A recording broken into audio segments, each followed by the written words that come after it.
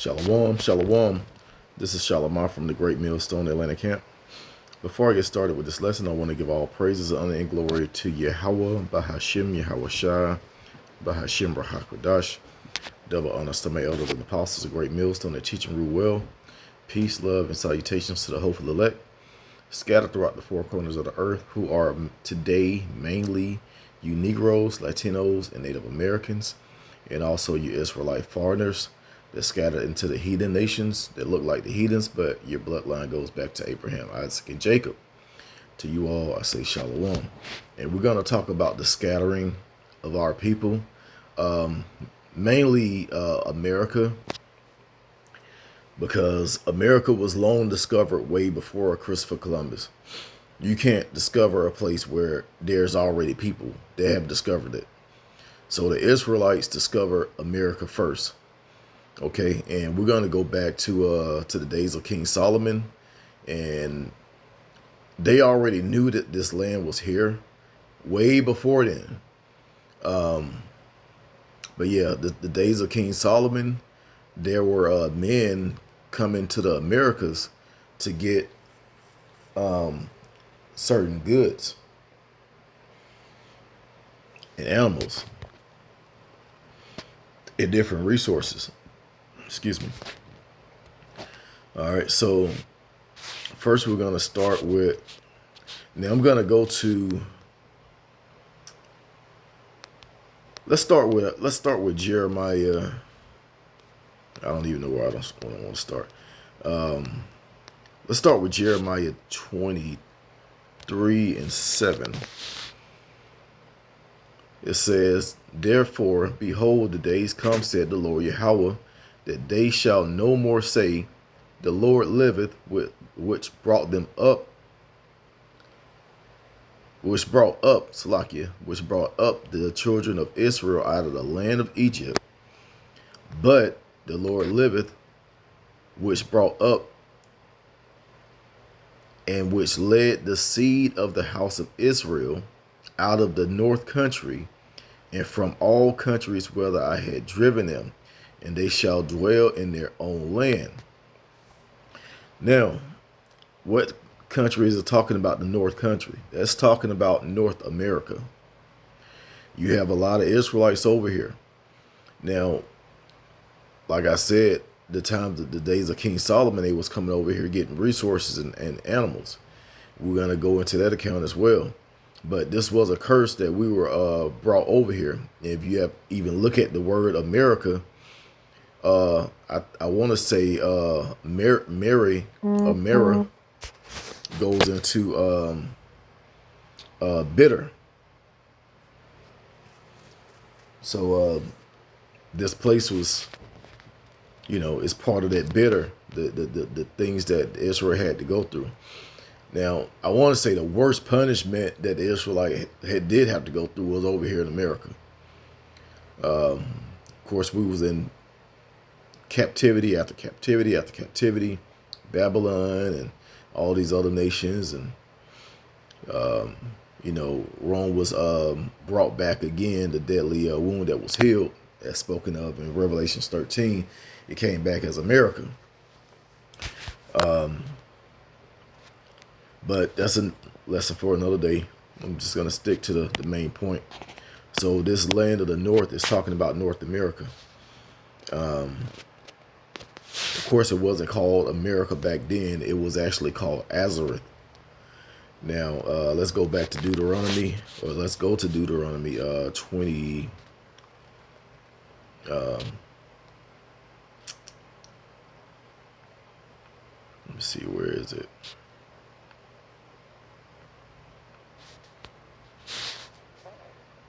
I think it's 28:64. Yep.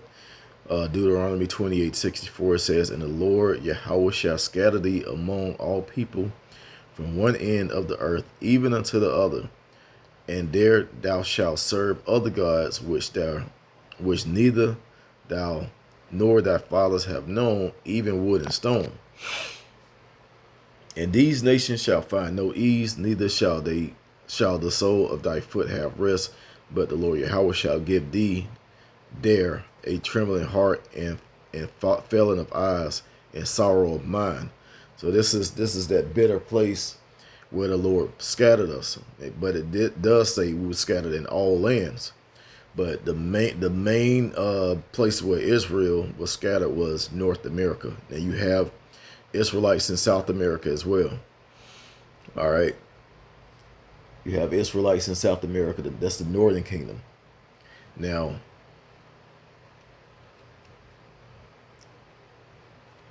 let's go to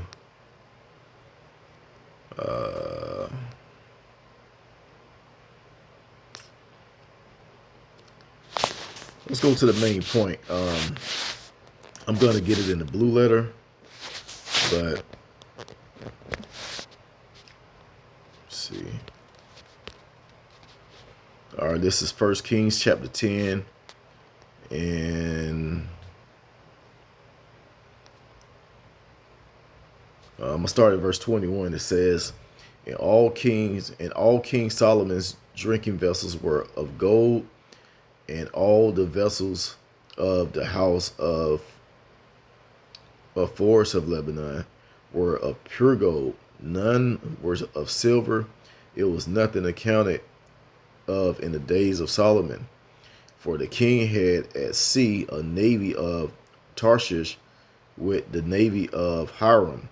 Once the 3 years came, the navy of Tarshish, bringing gold, silver, ivory, and apes and peacocks. And King Solomon exceeded all the kings of the earth for riches and for wisdom." All right, so if this man was, had all the riches and wisdom of all the earth, don't you know that he would know, or not just King Solomon, but he'd have knowledge of all the lands. So there was a 3-year trip where they had to come to get these, it says apes and peacocks.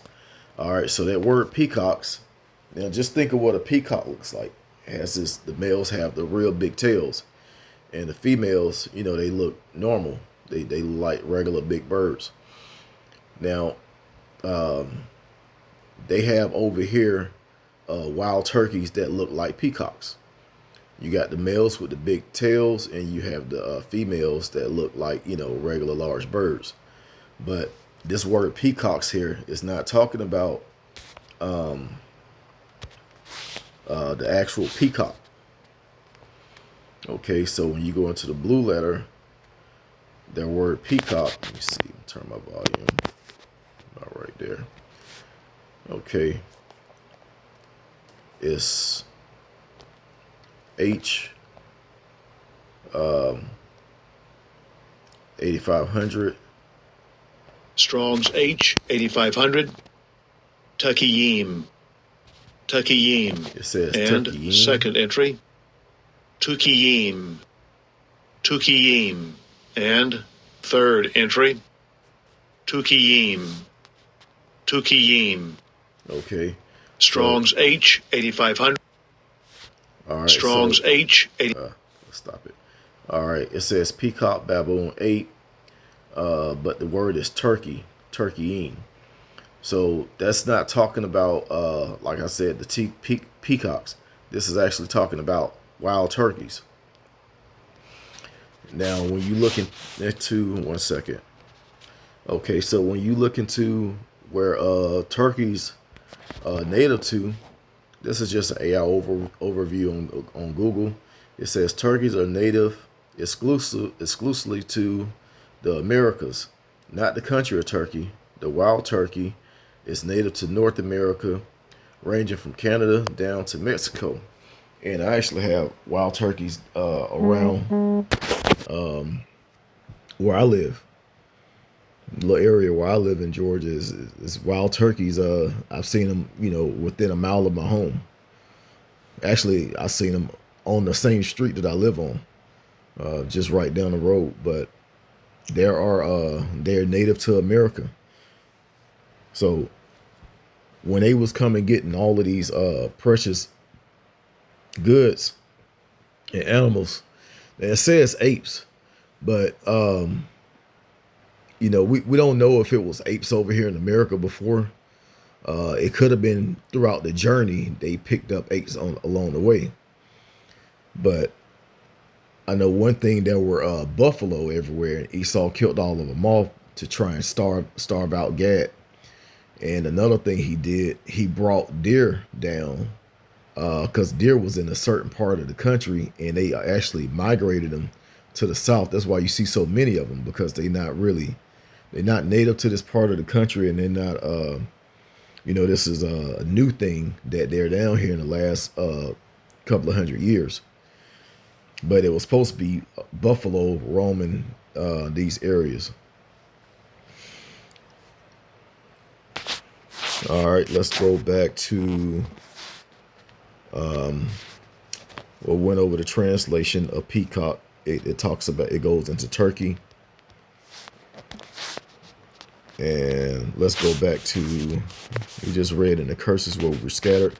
Now let's go to where it talks about Arsareth. And this is 2nd Esdras 13. And we'll start at verse 39. It says, "And whereas thou sawest that he gathered another peaceable multitude unto him." It says, "Those are the 10 tribes which were carried away prisoners out of their own land in the time of Oseas the king, whom Salmanasseh the king of Assyria led away captive. And he carried them over the waters. And so came they into another land." Now it's going to talk about how long it took them to get over here. It says, but they took this counsel among themselves, that they would leave the multitude of the heathen and go forth into a further country where never mankind dwelt. So there were, like I said, when Solomon people was coming over to collect, the birds and different resources and gold and all of that. They didn't stay here. They didn't dwell here. They just came here to get things and they left, took it back to their land. So that's why I said where never no mankind dwelt. It says that they may dare keep their statutes which they never kept in their own land. But they still, when they journeyed over to what's now called America, they still didn't keep the laws over here. That's why the Lord is so angry with Israel. So when they went over there, what did he do? He brought Christopher Columbus over, and and his settlers and pilgrims, and they start slaughtering off the Native Americans and taking over the land. So just because they left and came over here to keep the law, they still couldn't keep the law. So the Lord brought more punishment. Not only that, he brought the southern kingdom over for slavery, and he conquered the northern kingdom that was in South America. It says that they may keep their statutes which they never kept in their own land, and they entered into the Euphrates by the narrow place of the river. For the Most High showed signs for them, and held still the flood till they were passed over. So the Lord probably calmed I'm not sure which direction they took, but the Lord calmed the water so that they could actually make this journey. It says, for through that country there was a great way to go, namely of a year and a half, and the same region is called Arsareth. So if Solomon men took a 3-year journey, that means it took them a year and a half to get to America and a year and a half to get back. So here it is. It took them a year and a half to come over. Okay, so it says, for through that country there was a great way to go, namely of a year and a half, and the same region is called Arsareth. So Arsareth is America. Okay, that's how the northern kingdom got over here. So for you folks that think that Israel is just all dark-skinned Negroes. That's not the case.